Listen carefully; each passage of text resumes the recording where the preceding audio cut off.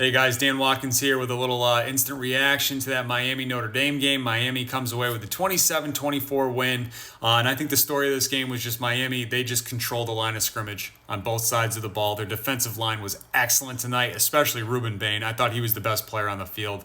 The dude is an absolute menace. He had, I think, a half a sack is what he was credited with. But he was in the backfield consistently throughout this one tonight. He comes away with an interception at one point, too. You don't see many defensive ends doing that.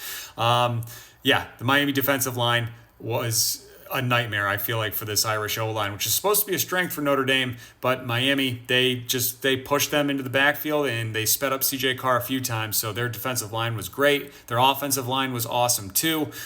They kept Carson Beck relatively clean throughout this game, just the one sack allowed.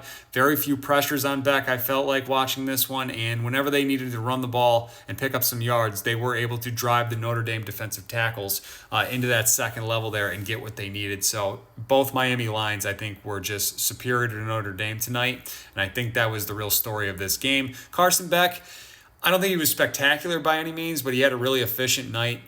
He took what the defense gave him. He had that string of like 12 straight completions in the second half, just making plays when they needed to, and that quick release was a real problem for the Irish here tonight, as he did a great job getting the ball out of his hands very quickly. C.J. Daniels, early candidate for the catch of the year, doing his best OBJ impression with that crazy one-handed grab to end the first half. That is the type of play from a year ago for Carson Beck. That ball is getting picked off and run the other way, but tonight they had a little luck on their side, or skill, whatever you want to call it. Some great gloves even, maybe. Great catch by C.J. Daniels. Malachi Toney, I think, is going to be an absolute star in college football over the next couple of years. Notre Dame really didn't have an answer for him when he got the ball in his hands. The dude was awesome. And on the other side, Notre Dame, what was that game plan really tonight from Mike Denbrock? It felt like they were more concerned with trying to showcase C.J. Carr and get him going, get him comfortable, instead of just relying on their, 2-3-headed monster out of the backfield there with Love and Price and Williams.